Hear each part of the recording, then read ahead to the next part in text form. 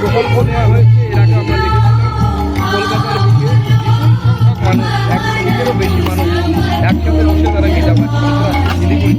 ফিরাদ বলছেন যে এই রাজ্য এবং গোটা দেশে মুসলিমরা সংখ্যা শুরু হবে। দেখুন, ফিরাদ হাকিম সাহেবদের স্বপ্ন এটা। শুধু একটা তারই স্বপ্ন। তৃণমূল কংগ্রেসে যারা মুসলিম, যারা তৃণমূল কংগ্রেস করে, তাদের সবার টার্গেট সেই জন্য তো একজন বিধায়ক বাপি মসজিদ তৈরি করতে চাই মুর্শিদাবাদের। কমসে কম ফিরাদ সাহেবকে আমি এই জন্য অভিনন্দন জানাবো যে যেটা মনে আছে সেটা মুখে বলে। এই গীতা পাঠের পাল্টা তার অস্ত্র বিজেপির যে হিন্দু ভোটকে একত্রিত রাখার পথ দেখা। বিজেপি তো গীতা পাঠ করায় না, বিজেপি রাজনৈতিক দল, তার কাজ এটা না।